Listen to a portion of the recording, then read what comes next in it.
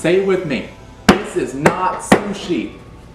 There's no raw fish in this. Well, there's imitation crab in it, which is made of fish, but it's not raw, so.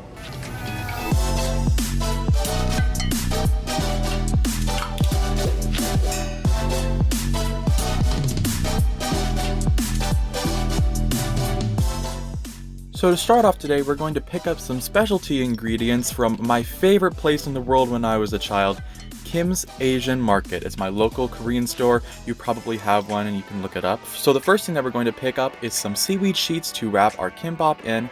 I know he's ready for some kimbap. And we're also going to pick up some danmuji, which is Korean pickled radish. Once we get home, the first thing that you're going to want to do is prepare some rice. I have a giant thing of rice, so I just did 2 swishes, which is about 1.5 cups of rice, and I put that in my rice cooker with some water and let it cook. Once the rice is done, you can take it out and place it in a bowl. We will season that rice with salt and sesame oil and mix that up together to have our rice for our kimbap. And then set the rice aside to cool while we work on our fillings. Now we are going to work on our fillings. So the first thing that we're going to do is grate some carrot to put in. Now we can take our grated carrot and place it into a bowl, and we're going to season this with salt. The point of the salt is to cause the carrots to sweat out a lot of that liquid so that we can squeeze it out later and make sure that our carrots aren't too liquidy when we put them into the kimbap. So the next thing that we're going to do is blanch some spinach. I had to use about a whole bag of spinach and it cooked down to just about a handful of spinach, so make sure you're using a lot of spinach. It should only take about 45 seconds, and then you can transfer your spinach directly from the boiling water into a bowl full of cold water to stop the cooking process. Once we squeeze out all the water from that, you can season that with garlic salt and sesame oil. Next, we are going to crack 2 eggs into a bowl and whisk those together. Then we can heat up a pan on low heat and pour in our eggs. We want to cook these slowly so that it doesn't burn and we can still have a nice sheet. Once the top has begun to dry, you can flip it over with your hands or with a spatula if you want. Then place your egg on a cutting board and cut it into about 1-inch long strips. Now we can take all of our toppings and place them on a plate. So we'll start with our grated carrot, our spinach, our egg strips, our danmuji, and also some imitation crab legs. Now it is time to assemble our kimbap, so I've got my fancy bamboo rolling mat to help me, and we're going to start by placing a sheet of seaweed down on our mat. In Korean that's kimbap gim, which basically means the seaweed for the seaweed and rice rolls. Yeah, pretty simple. Now you'll see that the seaweed has a shiny side and a dull side. We want to have the shiny side down because we want that to be on the outside, so have the dull side facing up.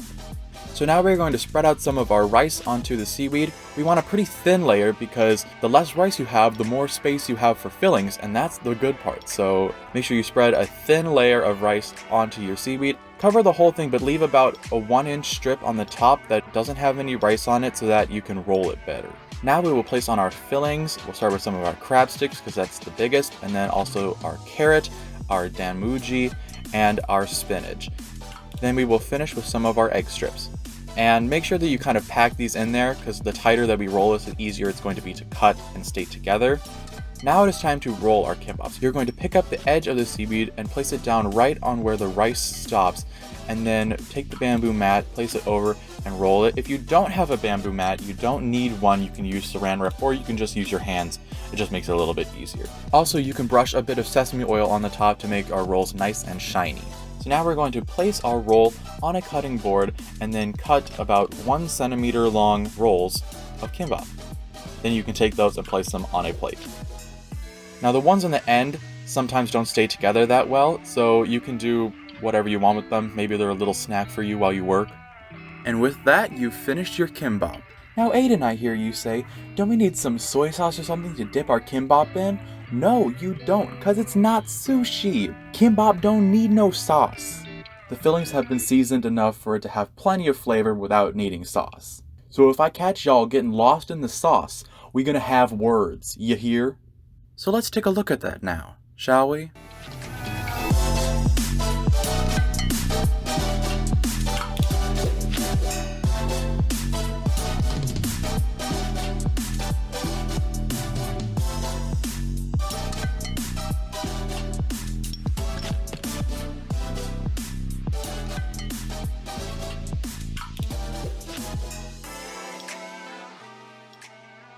So we made kimbap. This recipe is one of my favorite snacks from when I was a kid, and it's so delicious, so I definitely recommend giving it a try. If you enjoyed this recipe, please share with your friends, and check out my other recipes. With that being said, thank you for watching, please like and subscribe, and I will see you next week with another recipe. Bye!